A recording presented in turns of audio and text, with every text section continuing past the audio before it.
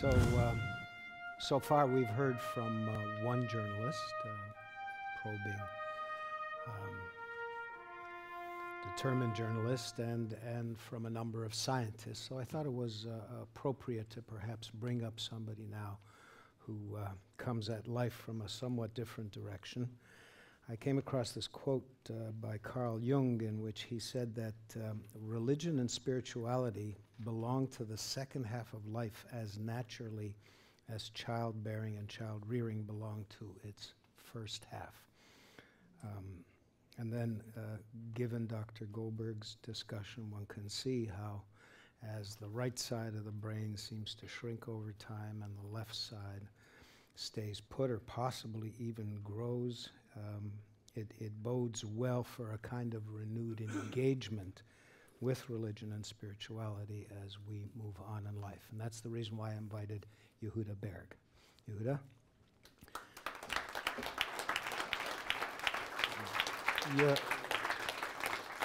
Yehuda and his relatively new movement called the Kabbalah Center is probably best known because he has some very well-known glamorous adherents.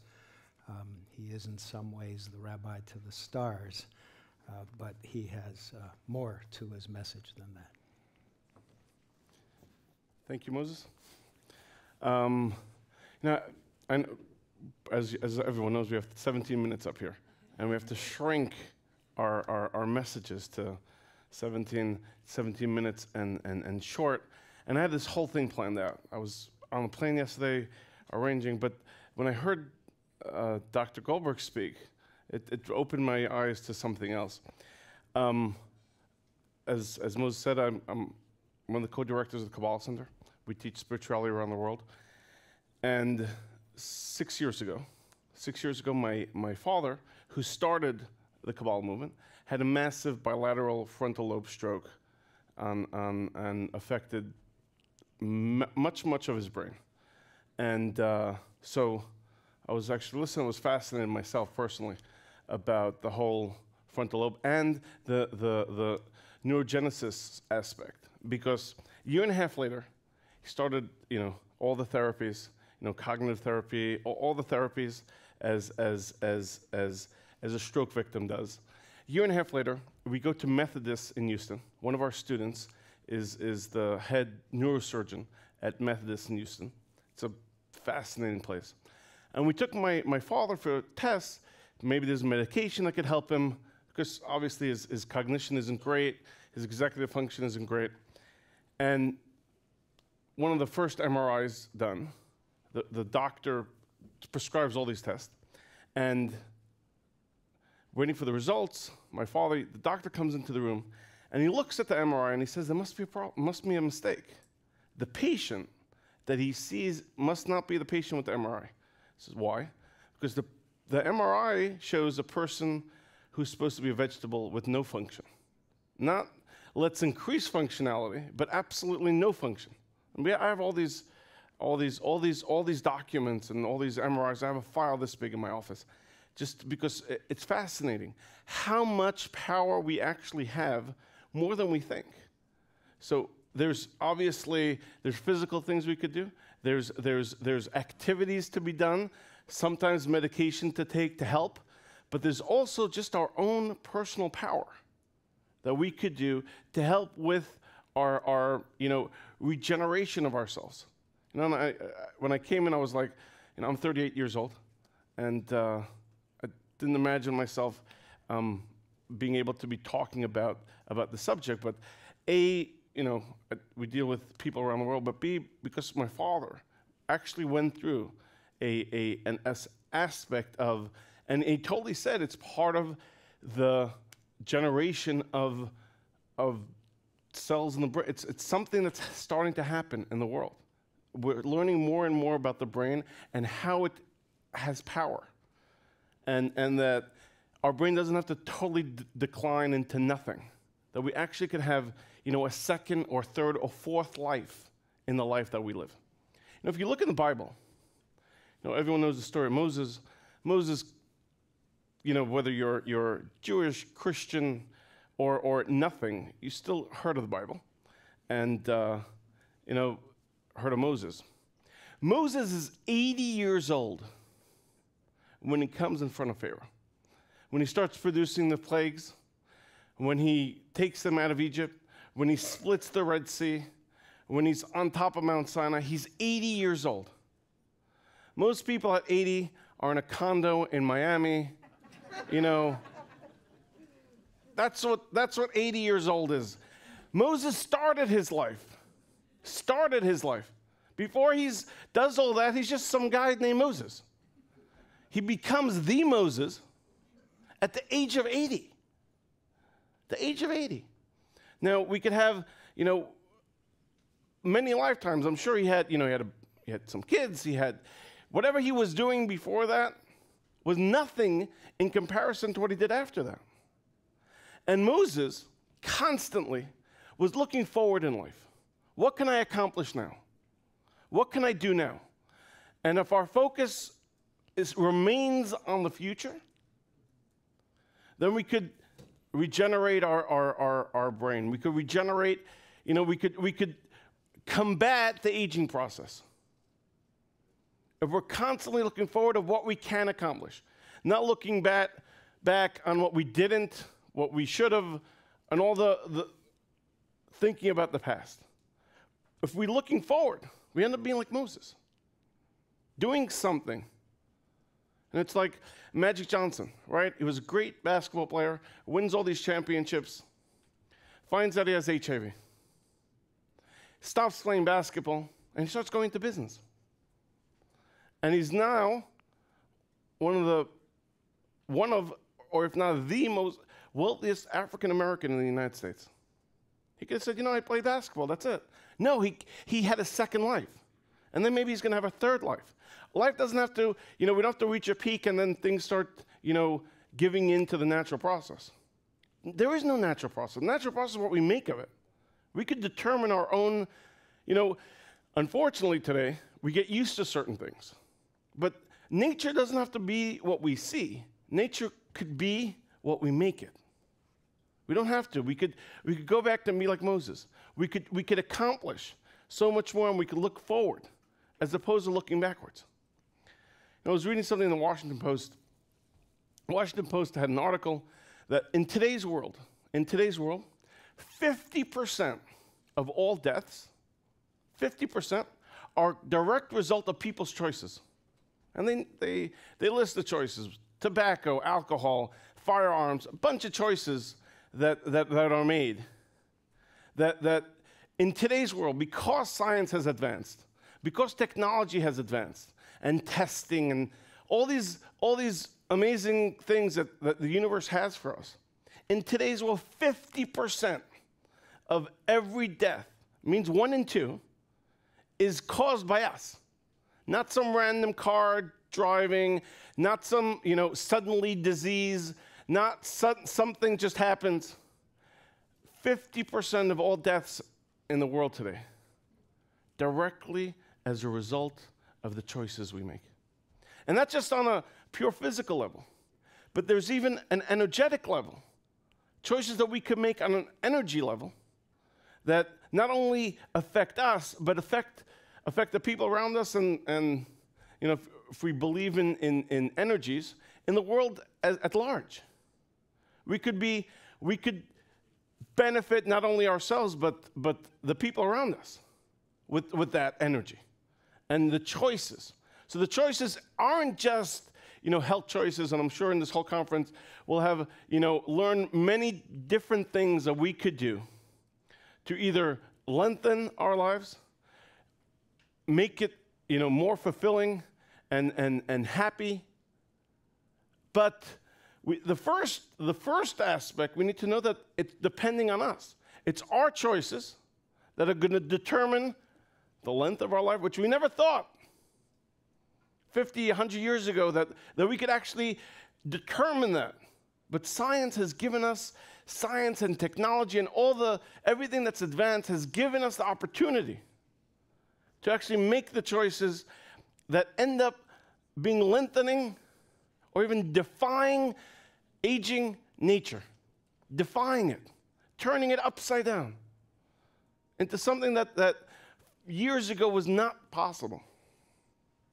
You know, when I spend hours of my day answering email, Facebook, Twitter, all the social web tools.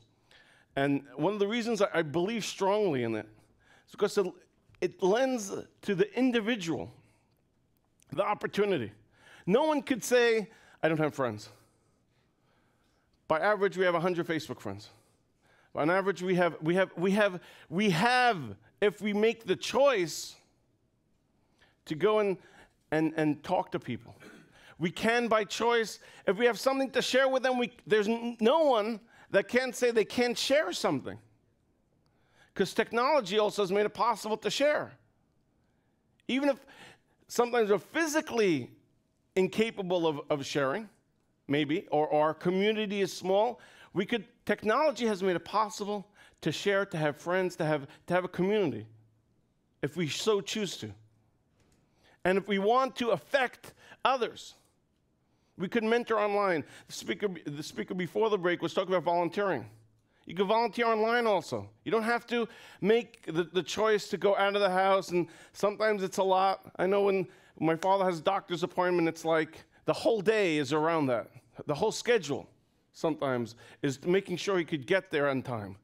And I know that sometimes as our physical functionality goes down, it becomes more difficult to branch out and do so. But technology, social web has made it possible for each and every one of us to affect others, to inspire change in others. That if something happens good to us or bad to us, we don't have to live it by ourselves. We could go and expand it to other people. And that's only available in the last 10, 15 years. You know, I was doing some research. The biggest added people to Facebook on a daily basis, women over the age of 60. The biggest category. I mean, potentially you could say everybody else is already there, and the only people who aren't are, but in truth, it's every single day. People are being added to, you know, sometimes it's for younger people like me, it's a negative thing, because instead of talking to people anymore, I just message them, text them, or, you know, Facebook them, and it avoids conversations. I mean, it saves me time, because sometimes you have one question to ask someone, and instead of wasting a half an hour of hello, whatever, about the family, you could just ask them the question. But as we get older in life, it's an unbelievable opportunity to be able to connect to people, to share with people. There's online mentorship programs that, you know, you could Skype somebody for half an hour if they have trouble with, you know, on all kinds of helplines and all kinds of opportunities. You know, a great site, iparticipate.com, has opportunities if you want, and many opportunities online to volunteer, to help others, especially if we have the time and the opportunity. Technology has made it possible and made it available. Now, something interesting that I read, which is even not just about our choices, about, you know, trying to lengthen or trying to, but actually, you know, break down some of the barriers that we think, you know, nature, that you know, there's certain things that breakthroughs in technology, and then there's like a barrier. This is the barrier, we could get to there, but no more. And in truth, there shouldn't be any barriers. The possibilities should be endless. You know, back to the Bible, Cain and Abel, right? Two brothers. Adam has two sons, Cain, Abel. Cain is jealous. Abel walks with God and is connected to God. And Cain, no matter what he does, he can't feel God. So the physical story in the Bible. Kabbalah teaches that Bible is more sometimes a code of different lessons. But this is the physical story. Cain is jealous of Abel. He kills Abel. But the explanations of the Bible say that when Cain took the rock and he hit Abel and Abel died, Cain did not know that Abel died. Death didn't exist in the world. Death wasn't ever in the world. Abel was the first person to ever die. So for 3 straight days, Cain is by his brother's side, saying, wake up, wake up. You know, he doesn't comprehend death. Death is not a comprehension. He doesn't understand that someone could die. That never happened. He's the first person to ever die. It's like, wake up, you know, throws water on him, does everything to revive someone, because death doesn't exist. And as shocking as it was after 3 days, when Cain finally understood, I guess he's somehow left us, that realization that took him 3 days to understand are the same types of realization that we should have about nature. Just like Cain was shocked that death exists, we should be shocked that, you know what, we should actually, our physical body should be able to be here for 150 years. You know, we should find someone who has cancer could go to take a pill and it's done. It's gone. Someone could have a disease. Those are the type of things that we have to start being open to. So when eventually technology will get there, science will get there. But it starts with a consciousness of it's possible. We first have to think it's possible. Not only the choices we actually make that will benefit our lives directly, but even more than that, just to be open to the possibilities. That just as shocked as Cain was that his brother died, we should be shocked for the good of the things that could actually happen. You know, just like, you know, in some reality, in some alternate state, you know, the Leafs win a cup, right? In some really remote reality, in that same reality, we beat cancer, we beat AIDS, all the stuff that we suddenly, we tend to give into, that this is part of life. It doesn't have to be part of life. It doesn't have to be that that's the nature. We can, and technology has shown us that we can be different.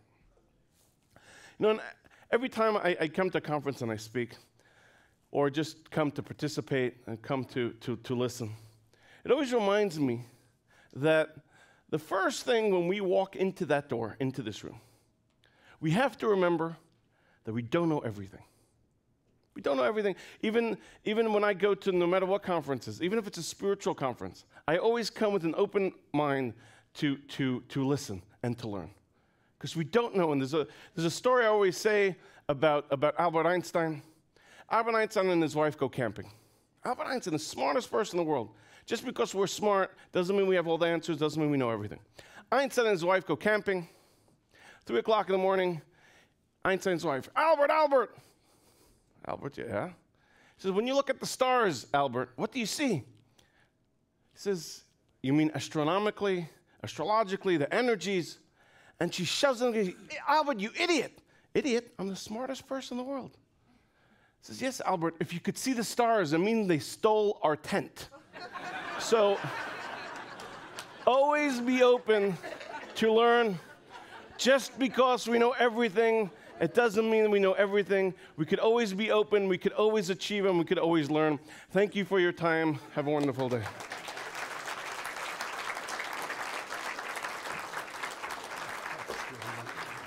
That's great. Stick around.